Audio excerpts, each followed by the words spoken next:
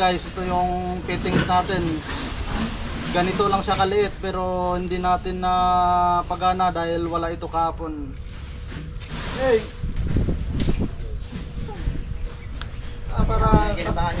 Para kasama ka sa vlog natin. Gagawin. Wala lang. Gagawin eh.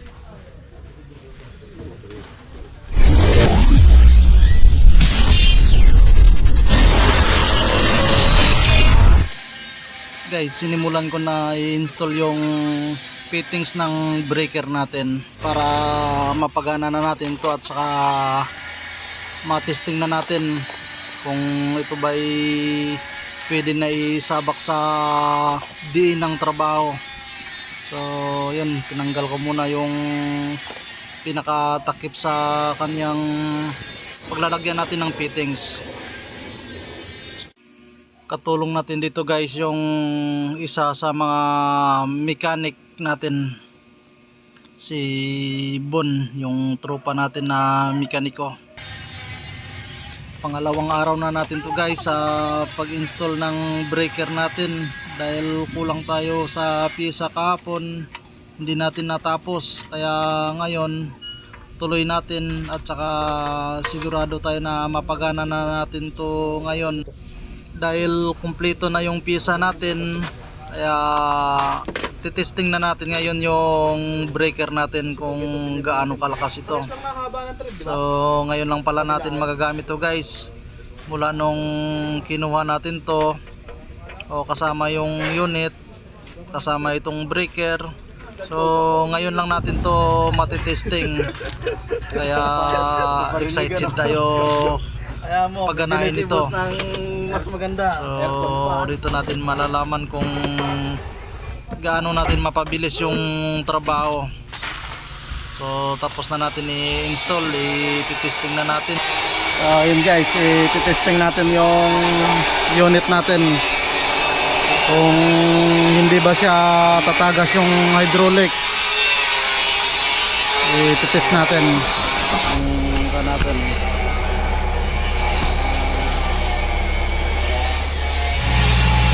Ay, hindi pa nabuksan. Hindi nabuksan. So guys, yung check valve nya hindi pala natin nabuksan, kaya buksan muna natin. So ito yung check valve nya, buksan natin. Yan, bukas na yan. Bukas? Ito yung kabila.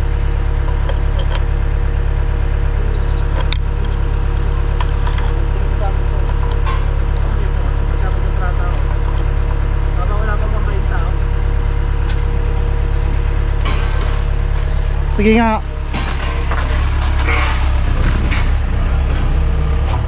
Apak. Apak. Op. Tagas.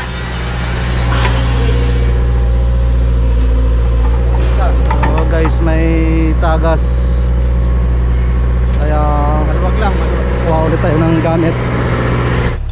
Subukan natin higpitan to, baka kulang lang to sa higpit, kaya nihigpitan natin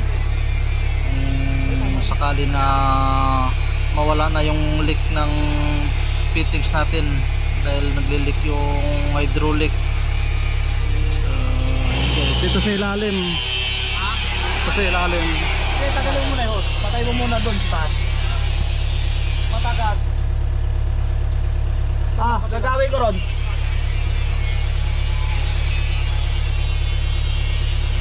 Guys, sinupervise na tayo ng ating chief mechanic kung ano ba naging problema, kasi hindi natin na dali-dali. Nagkakaroon siya ng leak sa fittings natin.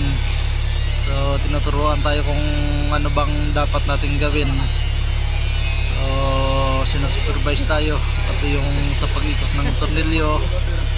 Kaya nandyan lang siya lagi kung paano tayo alalayan. Kung nakikita niyo na kaya natin, o pinapabayaan lang tayo, pero pag hindi na natin kaya, nandyan siya na full support sa atin.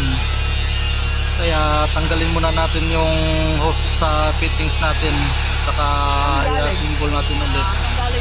Baka kulang lang to sa higpit, hindi siya tugma sa butas, kaya testing natin Patay! ulit.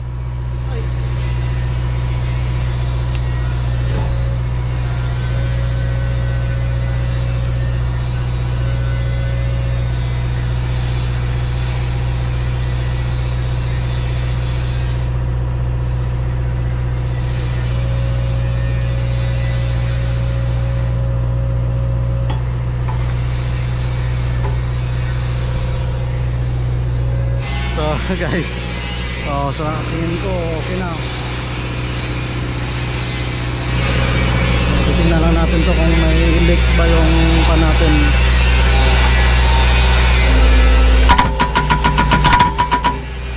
Okay na.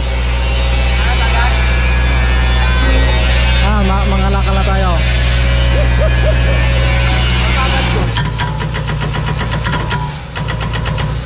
Dinidiin yun, tutupod. Kailangan lagi siya nakaharap dito pag mag-driver. Medyo nakatagilid na ganyan.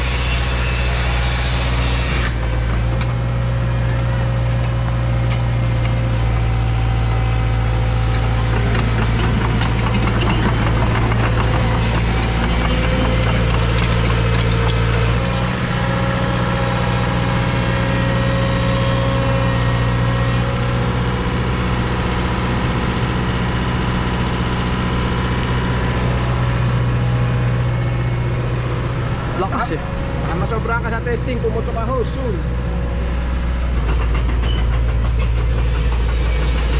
Sabi lang ni pare ko yan ah.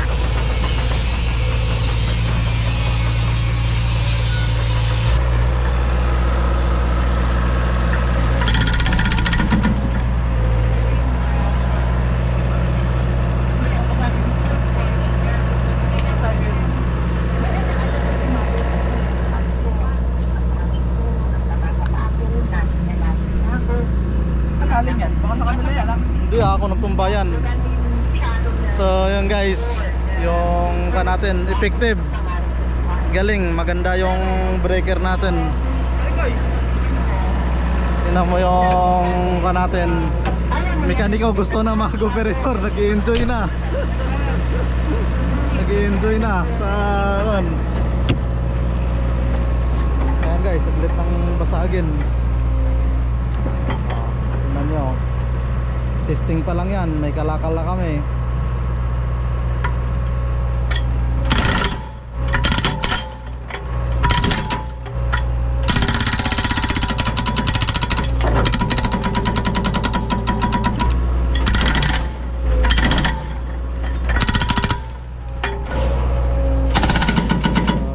Saglit ng durugin yung isang poste ng breaker natin. Napakalaking bagay itong breaker natin.